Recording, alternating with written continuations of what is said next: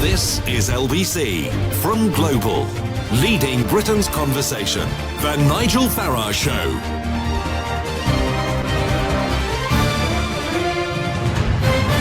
Good morning, everybody. Well, I went to see Mr. Barnier on Monday, the European Union's chief negotiator, and whilst he was very polite and it was all very formal, and we talked about what had been agreed so far, and he was very happy with what the British government's given so far, and so we move on to phase two. We move on to talks about trade. Those talks, of course, don't start till March. I did ask him why it couldn't happen sooner. I was told it was for technical reasons. But the trouble is, the deadline, and these things can shift, but the deadline at the moment for these trade talks to finish is October of this year, leading into a series of ratifications through all the 28, because we're still a member Parliament states, and then at the end, the European Parliament too gets its view. So time actually on trade is pretty tight. The impressions I got were, well, when it comes to selling motor cars, wine, chocolate, cheese, he's mega relaxed. Of course the United Kingdom can have a deal along the lines of Canada or the one that's now being talked about for Japan.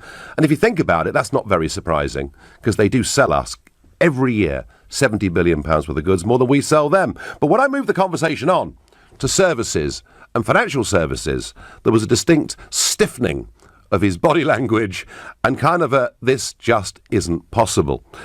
So I left that meeting pretty pessimistic about us having an all-round grown-up trade deal. Not pessimistic business-wise, because actually I'd much rather our financial services industry was able to have different rules, different regulations and be competitive. But pessimistic because ultimately it's the British Parliament, if you remember. Big concessions being given, won by Parliament against the government. It's Parliament in the end that will have its say. And my position now is I think that Barnier will put a deal forward that it is very likely our Parliament will reject. If that happens, there is a constitutional crisis. And barring an immediate general election, and my goodness me, May calling an election, that really would be turkeys voting for Christmas, I do believe that a second referendum is now a very real risk. I want to make it clear, I don't want one, but I'm facing up to the fact that it could happen. And I'm saying to my fellow Leavers, where have you all gone? You've disappeared. We're not making the arguments. The other side are making the arguments. So am I right to fear that second referendum, or have I got it completely wrong? Let me know, folks, what you think by calling 0345 6060 973. You can, of course, if you think I'm paranoid, text to 84850. And I'm being joined today in the studio by firstly Alistair Campbell and secondly Lord Adonis. So do you know what? If you want to send them some messages and ask them some questions, you can do so on Twitter. Use the hashtag Farage and LBC at LBC. You can watch us on Facebook Live and comment there too. So without further ado, I'm going to introduce pro-Remainer, perhaps even Remainer-in-Chief, former Director of Communications with Tony Blair and Editor-at-Large for the New European, Alistair Campbell. Good morning. Hi, Nigel. Now, I noticed that your old boss and colleague Tony Blair is kind of back in politics in a way, isn't he? And he's really saying that, as I understand it, that the Labour Party ought to change its position and ought to become, I guess, really a pro-referendum party at the next general election. I think certainly, I mean, it's really interesting to hear you talking there and to see your stuff in the Observer today, where you seem to feel that the Remain side has got its act together and the Leave side is falling apart. I have to tell you, it doesn't feel like that to me. But I think what is happening... What, you mean that the Remain side is not as well organised as I fear? I think you are a bit paranoid about that, if I'm being frank. I wish, well, that's the first bit of good news I've had this morning. I wish there was. And I certainly wish that the Labour Party in Parliament was reflecting what I think is a real anxiety in the country about where this Brexit is heading. I think where you're right to be concerned, and I think this maybe is a result of your seeing Barnier last week, I think there is a growing sense amongst the British public that this deal isn't going to be a good deal. I don't think we were ever going to get the so-called exact same benefits that we have now. We're leaving the biggest trading area. If we leave the single market, if we leave the customs union, I think we're going to do fundamental damage to our business. And I think people are sensing that. And I think from my perspective, I mean, look, I've been trying to push this line on the Labour Party. Let's get tough on Brexit, tough on the causes of Brexit, to go back to one of our Wow, I'm amazed that you're reheating that one. Well, do you know what? It was tough on crime, tough on the causes of crime. But I'll tell you, let me just explain what I mean by that. Tough on Brexit in that, if the country does decide, do you know what, this is not what we thought we were going to get, this is really not going to do us any good, but this is where I think both Labour and the government are, in a sense, failing in their democratic duty at the moment, not really addressing those issues that led people in the first place to say, do you know what, I'm fed up with this. Well, and, you know, it's interesting because I listened to the Remain argument, and you and I have been debating this ever since the referendum, and you always talk, Alistair, about economics. You always talk about saying you think leaving the single market, leave it. No, but actually, that's what I'm saying now. But the real point, surely, is this. You know, your hometown, Burnley, is very classic of many of those northern parts of this country, traditionally Labour areas, but who voted to leave. And there was one issue, wasn't there? One issue that really motivated people to go to the polls, and that was getting back control of our immigration policy. I don't think you can say there was just one issue. Well, the key issue. Right, there's certainly, but that sense, and now what I think a lot of people are feeling, I'm actually from Keighley, not Burnley, but I was with lots of Burnley fans yesterday at Selhurst Park, losing to Crystal Palace. Yeah, and Crystal Palace deserved to win, I'll give you that. But I think what people are starting to think is, OK, yes, it was as this sort of feeling about getting back control. That was the sort of genius of that line, take back control. And what's happening now is people feel actually, well, it's not happening. We were told this was going to be fairly straightforward. We were told that actually the costs were going to be minimal. We were going to get more money for the health service. It turns out we're getting less. We're going to get money back from Europe. It turns out we're going to have to pay in 39 billion to get it back. And business, I think, is really, and yes, you're right, maybe we focus too much on the economic argument, but the economic argument is fundamental to this. If people start to worry that we're going to be worse off as a result of Brexit, and I think we already are, by the way, not just looking at the value of the pound, you look at the budget with growth forecast down for 5 years. I think we're being kept afloat by the growth of the world economy rather than our own. Inflation going up, food prices rising faster than they've done for 4 years. Didn't we hear all this? Didn't we hear all this from you 20 years ago when you were one of the key advocates for us joining the euro? All the same arguments. No. That outside, prices would go up, investment would drop. No, but prices are going up. The City of London would collapse. I mean, you gave us all this on the euro, and you were wrong then, weren't you? Well, first of all, do you admit that you were wrong about wanting us to join the euro? Well, first of all, as you know, I'm still very close to Tony Blair, but if you read my diaries, volumes, whatever it was, I was never quite on the same page as him on the euro. That's the first thing. But you worked next with him every day for years. Because he was my boss. He was my boss, and I did what he wanted. Let me rephrase that then. Was Tony Blair wrong when he said we should join the euro 20 years ago? I was not as enthusiastic as he was. But listen, you was he just wrong? say, wait a minute, Nigel, you just said... You're asking me to believe, right? No, but I'm asking you to look at what's happening now. Yeah, fine. So you're not asking predictions. You're asking me to believe... This is happening now. When Blair says it'll damage us, no, when you say it'll damage us, us, I'm saying to you, your track record on this isn't that good. I think our track record actually is pretty good, given that over the period of a Labour government, I think up to the crash, I think you'd have to say we had a pretty good record. My point is this is happening now. The pound, the devaluation of the pound, which is having effect on health spending, on defence spending, on all of these other things, a growth forecast where they've actually said for the next 5 years they've downgraded our growth forecast. That's our own government, and OK, you can say the forecasters get it right or wrong, but that's their assessment. The health service... And what's happening there?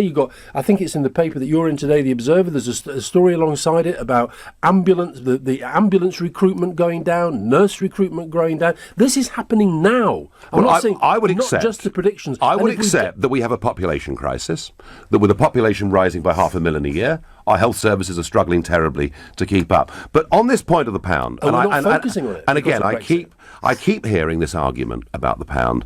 You know, the pound started falling in 2010. It fell far further between 2010 and the referendum than where it is now. The pound is down a bit from the referendum, but hey, it's bounced quite a lot. So I'm not buying into that. It really hasn't. I mean, well, look. Well, it's 135 against the dollar. It was down at 118 after the referendum. We can. I think people get fed up, people just batching around the stats. But all I'm saying is when the pound fell as it did, That wasn't a sort of technical readjustment. That was the world markets, which exist whether we like them or not, saying this is what we think is going to happen to the British economy. It is going to go into decline. And I think it is. Now, you can say, well, you said this before, you said that before. Yeah. But I think if you look at what is happening now... I look at foreign direct investment at a record level last year. I look at manufacturing, the best it's been for 30 years. I look at UK growth higher than everybody, including our own organisations here, predicted. No, hold on. I mean, look, You it may can't not say be... that. We've gone from the top of the G7 to the bottom. We are growing at 1.8%. It may the not world be. It economy's may growing not be faster. electric, but we're growing. But let me ask you, let's get back to the Labour Party on this, Yeah. because they are the opposition. And ultimately, if I'm right... If I'm right to fear, and you would cheer, but if I'm right to fear a second referendum, it would be because the deal, ultimately, that is agreed with Barnier, gets rejected by the House of Commons, all right? Well, and that will happen if it's a bad deal. I know it will. Right. And that's the feeling I've had surely, wait a minute, Monday. Nigel, but surely that is right. If we voted for something that was promised, where we were going to get great trade deals, we were going to boost our economy, get more money for the health service, all these things that we were promised, if it turns out we're getting none of that, surely the public is entitled to say, do you know what, I want to have a think about this That again. is a failing of the government as opposed to a failing of Brexit. I mean, I was very, very struck. Yeah, but the government's in charge of Brexit. I mean, the meeting with Barnier. Well, yeah, and you have a cabinet of 25 people who don't agree on everything. 17 of whom were Remainers. So 18 months Nigel. I was very struck that immigration. When I asked Barnier about immigration, and what had been agreed thus far, he simply said, "This is all for the future." So it's not surprising that there are people getting on the Leave side, getting very, very frustrated that they're not getting the kind of action and kind of delivery. But the Labour Party, your party, stood in that election back in June. They couldn't have been clearer. They said that vote for us and we will take you out of the European Union, out of the single market, and take back border controls. They're now not saying that, are they? Haven't Corbyn's Labour been very dishonest with the electorate? Well, democracy in elections, as you know, they're complicated processes. I voted Labour. I've always voted Labour all my life. But in terms of Brexit, the reason that I was absolutely motivated to vote Labour, even though I knew that was in their manifesto, is I felt the only way to stop Theresa May getting a mandate for the hard Brexit, I think it was a UKIP Brexit. What could be harder than the Labour manifesto? Because we had to stop her getting that mandate. So I keep saying to the Labour Party, to Keir Starmer, Jeremy Corbyn, as you may know from these non-GQ interview, doesn't want to talk to me. But Keir, I will say, lots of people voted Labour, not, if you like, for the words in the manifesto. No, I'm sorry, but that's the fact. That hardly gives us great trust in politics, does it? Nigel, you said in the paper today, in the Observer today, you think there's a majority in Parliament against the Brexit that's being put forward. I hope that's true, because I certainly think there's a majority against it in the country at the moment. That I don't agree with you about at all. I think the opinion polls show that 68 to 70% want the government to get on with that. I tell you what, this is unfinished business, and we're going to return in a minute. Am I right to fear a second referendum, folks? Alistair Campbell is going to stay with us, and he will take some of your calls. So put what you want directly to Alistair Campbell. You can do it by calling 0345 6060 973. You're listening to the Sunday edition of the Nigel Farage Show, exclusively on LBC. It's 10:17. Monsieur Barnier's made me very pessimistic about the deal. I think it's quite deliberate, actually. In fact, I think there's actually collusion going on between the Remainers, the Ramoners, as I call them. I've got one here with me, Alistair Campbell. He didn't agree. He thinks I'm paranoid. Hey-ho. But I'm really worried that deal could get vetoed by Parliament. That could lead us to a second referendum. And, yeah, we're going to take your questions. I'm just going to ask Alistair Campbell two more things. Firstly, Alistair, is there a deal? Is there a deal that David Davis could come back with that you would find acceptable? I don't think there's any deal that will give us what he's promised, which is the exact same benefits as what we have now. And so I think it's highly unlikely. And also I think maybe what you were picking up possibly with Barnier, I think there was a point at which the Europeans felt, do you know what, the Brits are serious about trying to get something that does get us both to the best of both worlds, if that's possible, which I don't think it is. And I think they're picking up the noises from the government, who I think are actually far closer to your position than you're letting on. I think that they're thinking, the Brits are not serious, and they probably are starting to play much harder ball. So, how hard will you campaign for a second referendum? Well, I hate this phrase, a second referendum, and I'll tell you why. We've had a referendum and we lost and you won. I accept that. But I think that what we're seeing is the public becoming more and more anxious, despite both the main parties, as you said earlier, heading in the direction of this has to happen. The public becoming more and more anxious as they realise that the deal that we may get is not going to match up to their expectations of what Brexit was going to be. So I see it as possibly a general election and or a fresh referendum. A fresh referendum? On the question, on the deal. A fresh referendum, yeah. Yeah, and not a question of campaigning for that. Look, I've made no bones about it, Nigel, since June the 24th to 2016. I think if you feel as I do, that this is a catastrophe for Britain, for your kids, for future generations, and what Britain is going to be as a country, I think you have to fight that, and I'm going to carry on fighting. Are you excited about the United States of Europe? I mean, they're going to have a European army by 2025. They're going to have foreign policy without veto by 2025. No. Juncker's also said I don't come at this. No country would be exempted from Schengen or the euro. Does that prospect excite you? Not terribly. I don't come at this from a pro-European perspective. I come at this from a British perspective. And you talk about patriotism, and we talked about the value of the pound. I'm sure you know lots of people at the MOD as I do. They are really, really struggling at the moment on defence procurement because they're having to cancel orders. We're flogging frigates to the South Americans. So our defences are being eroded, in my view, because of Brexit. If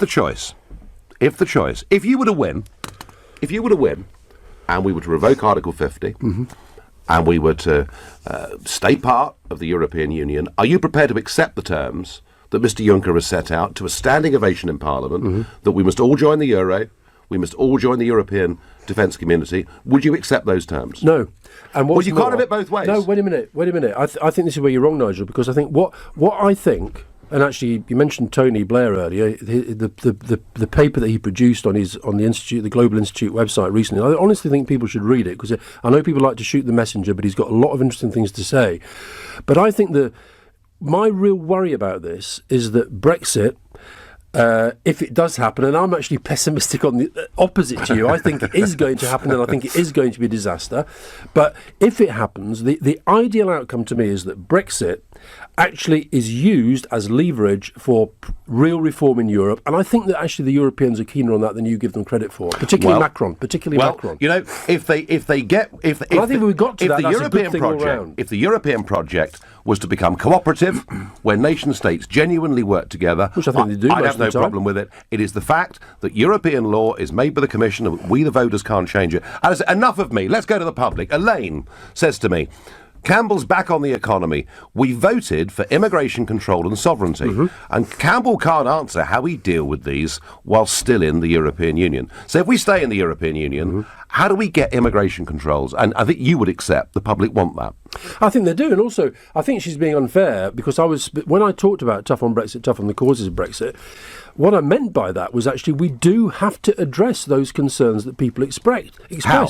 Whether that's housing, whether that's immigration. Well, I think, you see, back to the Labour Party, Jeremy Corbyn seems to be saying that the reason why he's come to this kind of, pro-Brexit position, I think he's always historically been Eurosceptical, we know that, but is that he says that there was lots in his manifesto that he wouldn't be able to do as a member of the European Union, and I just don't believe that. There's far more that we can do. Well, you can't nationalise the railways as a European Union member, so he's got a point there. But let me get back to this. How could you control immigration as a European Union member?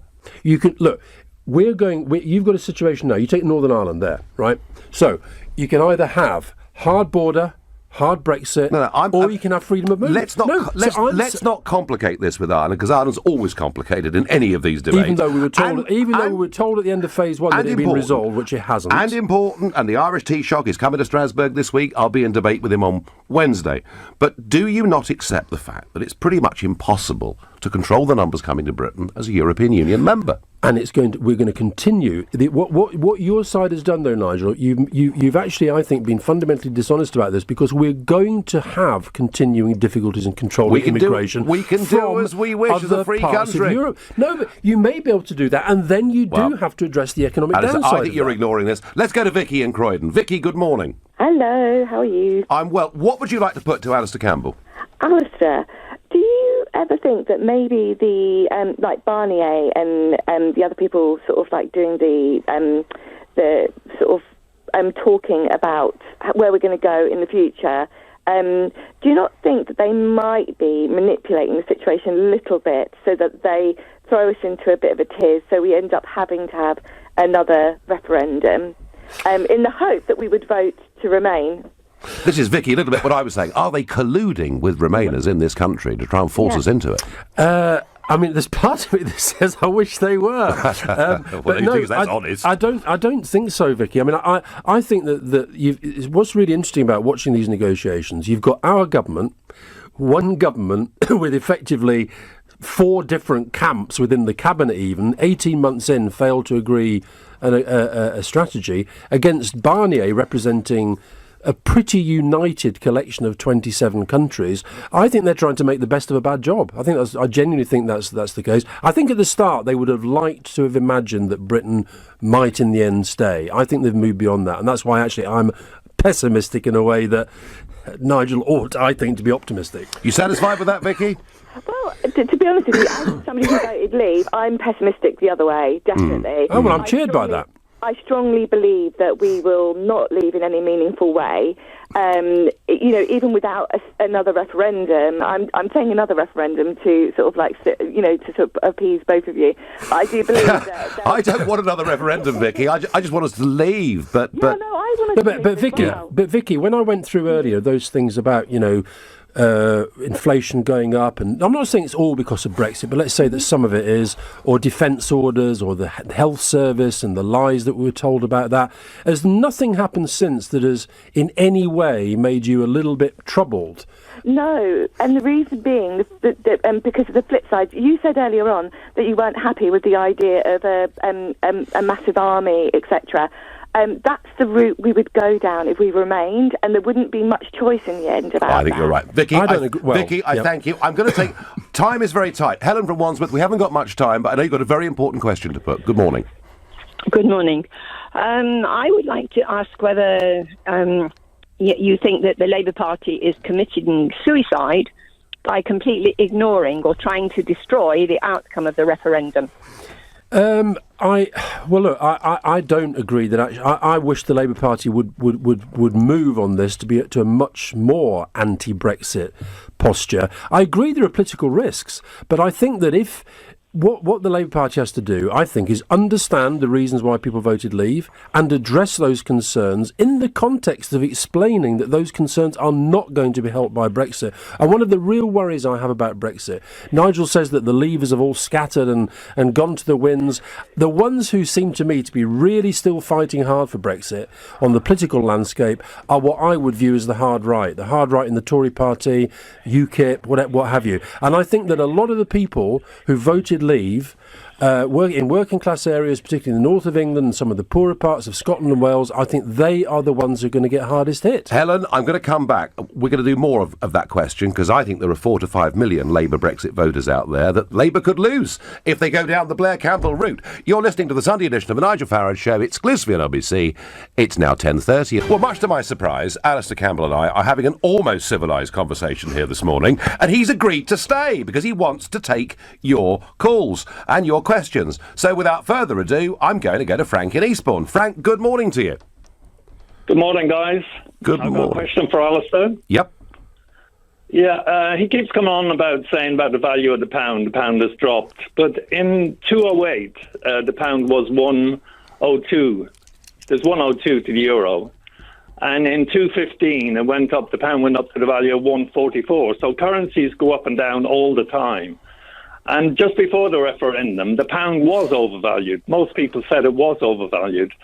So why does it keep going on about that? The other question, if I can, about the money going to the NHS, it was never going to go to the NHS until we actually left the EU. It wasn't going to the day after we voted out. It wasn't going to go to the... Frank, you've put 2 very clear questions to Alistair. Alistair, you're wrong about sterling, because actually it oscillates. And it's been falling for some time. No, I mean, you're that's a statement of fact, and you're absolutely right. Currencies go up and they go down, but I think that the reason, as I said earlier, for the pretty profound devaluation that happened was because the markets were signalling what they felt would be and feared would be the impact long term upon the economy. And I think, yes, I was never a great fan of the whole sort of Project Fear, the world was going to end and so forth. But I do think there has been fundamental economic damage, and I think that will continue. Bear in mind, as you say, we haven't actually left. This is signalling what the markets think will happen. Added to which, the other reason why I get, business I know has a very difficult job to do because they don't particularly want to fall out with government. But when you have a situation where only 2% of British businesses, according to the Chamber of Commerce, actually want to leave the single market, when you have I know people sort of like to dismiss the CBI as just being about big business, but they are very, very important players in the economy, that they have real, genuine concerns that if we get pushed towards this no-deal scenario, that is literally going to be a cataclysm for our economy, then, you can't just dismiss that. Well, that is their position, but of course it was interesting to see, wasn't it, former CBI Director General and former Trade Minister under a Labour government, Digby Jones. Yeah, well, you can find who's reached a different view. Alistair, I'm going to go back to this pound argument just quickly. Yeah. The day before we left the European Union, when all the polls said we'd stay, we haven't left yet. Sterling dollar was 143. It's now 136. I'm going to rattle on through. Peter is in Wimbledon. Good morning, Peter. Good morning, guys. Thanks for taking the call. My question to Alistair is, while it is understandable that people on the Leave side never kind of warn us about so-called benefits of our financial sector losing EU trading passports or having Irish border reinstated, we hardly heard people on the Remain side talking about things like this. And those decisions, like those issues, are very, very important and they have the biggest impact on the British economy because, as you know, financial sector is the biggest contributor. 80%, yeah. Listen, I totally agree with you, and I'm not going to sit here and defend every aspect of the Remain campaign, because in many areas it was absolutely terrible. One of the things I desperately tried to do, for example, you mentioned Ireland, during the campaign, I went to Dublin and to Northern Ireland several times saying to the Irish and to people in Northern Ireland, you've got to make more of a noise about the impact on you, because it wasn't being done in the campaign. I think the only time Northern Ireland really became an issue in the campaign was when Tony Blair and John Major went there to draw attention to what they saw as potential difficulties for the peace process if we did end up with a hard Brexit and a hard border. So I totally agree with you. I'm not defending the campaign, but I think what's happening now, and this is I think it's great that you're having, these sorts of questions are coming up on a programme like this, because I think we're having the debate now that frankly we should have had during the referendum about real issues that are going to affect the future. Did Project Fear, in a sense, backfire in the end? I think it did. I think what happened was that David Cameron, in a sense, fought the last campaign. It was the same as the Scottish referendum campaign. It was the same as his election campaign against Ed Miliband. There was no kind of hope. There was no positive sort of message about Britain and Europe. Remain told us that if we leave, it'll be a disaster. But they didn't tell us why staying in it would be a good thing. And I do agree with that. I think fighting for a status quo is hard. But I think if you've had a situation where, let's be frank, David Cameron had the referendum because he was worried about UKIP and he was worried about the rise of the Tory right, and he wanted to keep it quiet for the referendum, for the election, so he said, we'll have a referendum. And he could go into that election saying, we're the only party promising you, and that helped him become Prime Minister. But look where he is now. So it was a classic...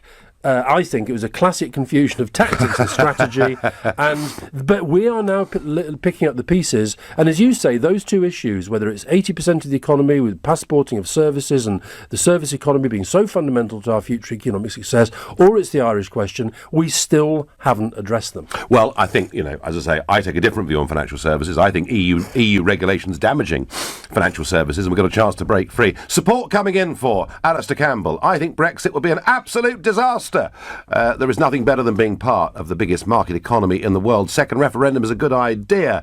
Let's go to Chelmsford, to Lorraine. Good morning, Lorraine. Hello there. Good morning, Nigel and Alistair.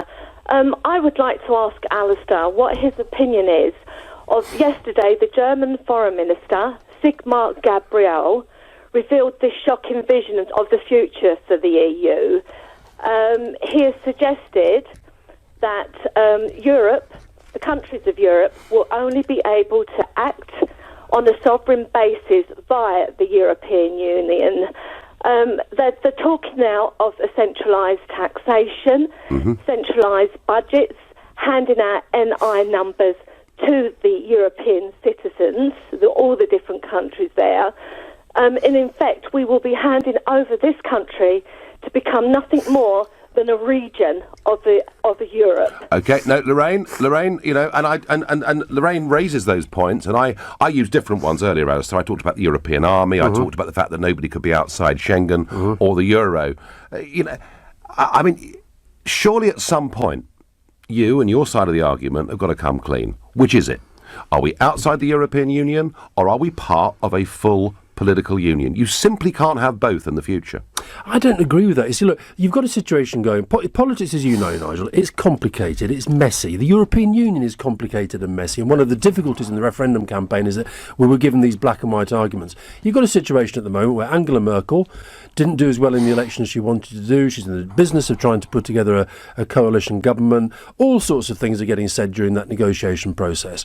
And I didn't see Sigmar Gabriel's comments yesterday, but it echoes what Schulz says, and I accept that. It echoes what everybody is saying, because they're terrified. They're terrified of what's happening in Poland, Hungary, Catalonia. This is, I mean, come on. Rightly. The plan is to build a United States of Europe, isn't it? The plan, I think, I don't support United States of Europe, and also, but if the option, Theresa May, and what Lorraine's really asking you, if the option is we become part of a United States of Europe, or we stay with Brexit, which in those circumstances, up against the wall, which do you choose? OK, if it was the caricature of a United States of Europe that your side of the argument has been presenting for the last 2 decades... And we've been right. No, you haven't been right. You've been talking about a European army. Look, you've got Macron meeting Theresa May this week because the two defence powers... It's not black and white, Nigel, and you know that. I don't support that vision. Right, but I don't support your vision either. Okay. So I fight for something where Britain is a sovereign nation playing its full part within the European Union. That's what I support. If the day comes within the European Union, let's say you win, and there's a second referendum and it's reversed and all the rest of it. I pray not, but say it is. Would you then, as a member of the European Union, if we're told it's very simple, you either join the euro or you leave, and that's what it's coming to. You know, they're going to get rid of all the exemptions. I think it's coming. This is why. What do you do in that situation? This is why this year is so important, because I think if we come out, it will be very difficult to get back in, which I frankly believe the next generation will want us to, unless we then do go down that closer to United States of Europe route. But I certainly do think, in general, and I'm not saying I support everything that Sigmar Gabriel said or that Schulz says, but I do think that at a time when you've got China on the rise to the extent that it is, you've got America, which I think is going through a very, very troubled period, and where we won't be able to rely on America in the way that historically we have been, then I think it's politically crazy for us to pull ourselves out. So United States of Europe's the future? No, it's not, Nigel. I'm not saying that. This is what you do. You turn it into black and white. But I think ultimately... You fight for what you believe, but not by leaving. I'm so used to this. I had Nick Clegg tell me, on the stage... Nick Ferrari hosted LBC Debate in 2014 when I said one of the reasons I want to leave is I don't want to become part of a European army. I think it will actually destroy do you want closer defence cooperation? Do you know what? Do you want closer defence cooperation? I want NATO to be the model, not something that is actually is tempting to replicate. Why is Theresa May going to see Macron this week? Because France and Britain will remain the important defence powers, and we become less powerful I very much hope if we leave them. But what's interesting is Clegg said that I was a dangerous fantasist. There are no plans for a European army, and sure enough, we're told it's on the table. And this is the story all the way through. Look, the callers are enjoying this so much. We're going to do one more. Go on, all right? We're going to do a last one. Will from Oxford, good morning. You've got the last question here to Alistair Campbell. Make it a good one. Okay, my question kind of refers to what you were just talking about, is that essentially enormous amounts of young people, A, want to stop Brexit, and B, are very pro-European. So it seems to me that we're going to go down this path, leave Europe, but then in 15 or 20 years' time, when our generation, is on has the levers of power, we're going to go back in, but we're going to have to go back in on much worse terms. Yep. And it seems that we're wasting all this time, energy, and money. Absolutely. When there's real crises in the country, in education, health, mental health, Alistair, schools, prisons, blah, blah, blah. Exactly. What the hell is the point of this? Well, just before Alistair answers that, I've raised this before, a really interesting point, that in this country, about 2/3, maybe a tad more, of the under-30s voted to remain, and there are people like Will who feel strongly pro-European. There's no question about that. What is so fascinating is across the whole of the rest of the continent, it's the opposite. So you take Italy, you take France, you take countries like that, where it's the older generation that want to stay in the European Union. Maybe because they remember the war a bit more deeply than we do. And it's the younger. I think, in fact, I think the big reason is the euro. I think, had we listened to Alistair Campbell's boss 20 years ago and joined the euro, you'd probably now be a young rebel. But right across Europe, if you look at the parties on the left and right, whether it's the Freedom Party in Austria, whether it's Syriza in Greece, whether it's opinion polling in Italy, it's quite the biggest difference between us and the rest of the EU. Nigel, is British, the young are against it. We're British. And we're in Britain, and if you look at a graph of the demographics of the Remain Leave, basically the older you get, the more likely you've been to a Leaver. And Will's generation, I think, are being totally betrayed.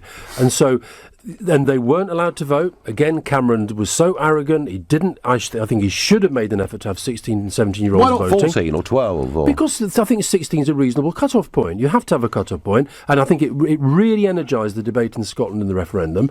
But the point he makes as well about bandwidth, this government is focused totally on Brexit. She stood up the other day, Theresa May said, environment's my priority. She says, mental health is my priority. She's got one priority, and that is surviving by delivering a Brexit that, as you've said before, and on this I agree with you, she does not believe in. So I think, and Will's absolutely right, a future generation, they're going to look back and they're going to say, that generation of Theresa May, Boris Johnson, David Davis, Liam Fox, and here's the other thing, Nigel, people do not trust those people on the competence level. They have exposed themselves as being so incompetent on so many issues. You've got Johnson in one of the newspapers today apparently being reprimanded at a cabinet meeting the other day because he confused Yemen and Lebanon in a discussion about the Middle East. He was talking about the Saudis attacking Lebanon when he meant Yemen. I mean, it's pathetic. But these are the people that you are saying we have to trust mind you, the Labour to deliver hard Brexit. The Labour Party can't do some. So, you could look at it all sorts of different ways. All I would say to Will is in 15 years' time it won't exist. You can see right across Europe the opposition, left, centre and right to this project is growing. If one day we have a completely different kind of Europe that is based on a cooperative structure. But we're only going to get that if we stay in and fight for it, Nigel. And I think we're letting Will's generation down by saying, put up the drawbridge, leave it, and let's try and collapse the whole show. I have a feeling that countries like Hungary are probably headed for the exit door pretty rapidly Hungary? My God, you talk about right-wing demagoguery. I mean, that's the sort of politics we've got to be fighting, not pandering to. Well, actually, Alistair, I think what you'll find is that if you take away from people their basic democratic rights, don't be surprised if they move to the left or the right. Maybe. Because I think... But let's not praise that. Let's fight when we get to democracy, when we get to the point about democracy, the key flaw with the European Union is once something becomes a piece of European law, there is nothing the British government, nothing the British Parliament, or nothing the British voter can do to change any piece of legislation. As Theresa May said in the introduction to her white paper, we have always had sovereignty over our own decision-making, and we have. Just that we gave it away. I tell you what, Alistair, we're having much too much fun here. I've got millions. I'm going to keep to the top of the hour. Lock the door. You're listening to the Sunday edition of the Nigel Farage Show, exclusive in LBC. It's now 10:50. Well, I'm fearing a second referendum, and it's interesting reading Andrew Rawnsley today, writing in The Observer, who pretty much, he thinks it's less likely than I do, but he makes the point here. He says, in the event that a Brexit deal is blocked in Parliament, there will be a constitutional crisis, and it's anyone's guess what would happen next. A not unreasonable conjecture is that Mrs May would have no other option but to go back to the country with another referendum. And that is exactly what I fear. Or an election. Well, or an election. And Labour then would have to have a real decision to make about what position they put forward to the country. I couldn't agree more. I think Labour have, frankly, been all over the place on this. In the general election, in the north, their manifesto said to Leavers and a lot of 2015 UKIP voters, actually, let's be honest about this, you can vote for us because we're going to control borders, leave the single market, you get what you want. And kind of in London, they were saying, it's... Vote for us, we're the best chance of stopping Brexit. And someone, in fact, London Van Man, he calls himself here on text. All right, looking forward he says Campbell has basically said that Labour lied at the 2017 general election. No, I don't think that's fair. I think that, look, in the end, in an election, you have to make a choice about who to vote for. And I was simply making the point that I voted Labour in the full knowledge of what they were saying, but actually part of my motivation was to stop Theresa May getting a majority for hard Brexit. That's what I'm saying. No, fine. I tell you what, rather than exploring this, because you and I have done quite a lot of talking, let's get the public, the only place on a Sunday, amidst the plethora of radio and television shows where it is politicians talking about politicians, journalists talking about politicians, and worst of all, journalists talking about journalists. That's awful. And there's loads of it out there. Here, it is the public. And we're going to go to Lowestoft on the East Coast. Going to go to June. June, have you got a question for Alistair Campbell? Yes, I have got a question for Alistair. Good morning, Alistair. Hello, June. Hello. Alistair, do you believe in democracy? I do, yeah. Okay. Okay. Do you believe that Nigel Farage pulled off one of the biggest achievements in politician history? Only people like Winston Churchill could have done. I'm not going to compare Nigel Farage or indeed any other current-day politician to Winston Churchill, but I do agree that Nigel played a significant part in forcing David Cameron to have a referendum and in then campaigning for what he believes in. I do, yeah. Right, OK. So, obviously, you know, the Leave campaign, UKIP, etc., we've all really worked extremely hard. Yep. So, let us get on with it. Let us leave. OK. And let us have a crack at it, OK? OK. Now, if we get it wrong, then you and your friend Mr. Blair, who has got lots and lots of money, can then afford to take the Brexiteers on, and then you get your referendum. OK, June, I'm going to stop you there. Let me just say, June, that democracy did not stop on June the 23rd, 2016. I'll give you another argument about democracy. Theresa May went to the electorate at the 2017 general election, specifically saying, I want a mandate for this Brexit, and every vote you give me strengthens my hand in these negotiations, and the public rejected that. So democracy is a process, is not a moment. And I don't believe any more. And remember, Nigel did say before the referendum that if it was 52-48 the other way, it would not be settled. Well, you did say that. I did say there'd be Tory voices moaning, but in reality, there wouldn't have been another referendum for 25 years. But I don't believe in fighting for things I don't believe in. We're going to take one more. Matthew from Heathrow, time is very tight. You've got 25 seconds to put a question to Alistair, Matthew. OK, Alistair, I just wanted to ask, why is Labour just sitting on the fence and not join the cross-party talks this week with the Green Party and all the other parties? Because Brexit should be cross-party. Well, I really wish that Jeremy Corbyn had gone to that meeting, because if he really wants to help working people in this country, he does have to stand up to the fact that the Brexit is being pursued by Theresa May will damage the very people he wants to help.